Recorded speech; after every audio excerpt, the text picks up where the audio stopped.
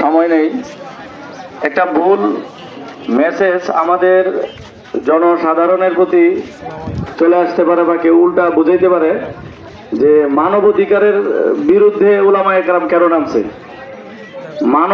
মানবাধিকার মানবতা এর বিরুদ্ধে কেন উলামায়ে কেরাম নামলো। আসলে আপনারা অবশ্যই বুঝে থাকবেন যে ইসলাম হলো সবচেয়ে বড় মানবতার ধর্ম। মানবতা শিখাইছে ইসলাম এবং মানবতার রয়েছে একমাত্র ইসলামের মধ্যে।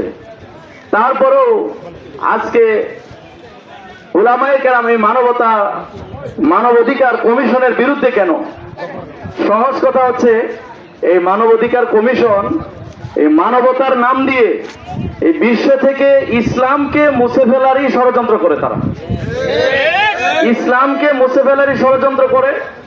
ভালো মোড়ক ভালো লেভেল যদি লাগাইতে না পারে, তো মুসলমানরা যদি সাধারণ মুসলমানরা যদি খেপে যায়, তাহলে তাদের এই মিশন বাস্তবায়ন করতে পারবে না, সম্ভব হবে না। এই জন্য এমন একটা লেভেল তারা লাগাইছে, যে লেভেল লাগাইলে মুসলিম ও মুসলিম সবাই অবুঝ যারা আছে তারা তাদের পিছনে থাকবে এবং খুব সহজেই তারা ইসলামকে নিধন করতে পারবে। তা যদি না হয়তো, একটা জিনিস চিন্তা করে দেখেন, গতকালকেও পত্রিকার মধ্যে আসছে ইসরায়েল ফিলিস্তিনি একটা হামলা করে 100 ফিলিস্তিনিকে হত্যা করছে।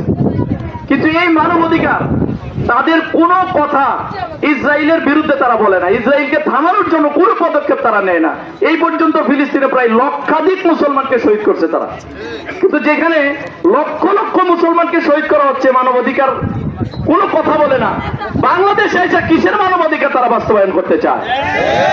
আমাদের দেশে তো কোনো যুদ্ধ হচ্ছে না, আমাদের দেশে তো কেউ কাউকে এভাবে অন্যায়ভাবে ফিলিস্তিনের মতো কেউ কাউকে হত্যা করছে না।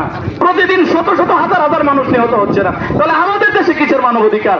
মানবাধিকার যদি বাস্তবায়ন করতে হয়, আমার কথা হচ্ছে, আমাদের কথা হচ্ছে, সর্বপ্রথমে পৃথিবীর ফিলিস্তিন থেকে মানবাধিকার বাস্তবায়ন করতে হবে।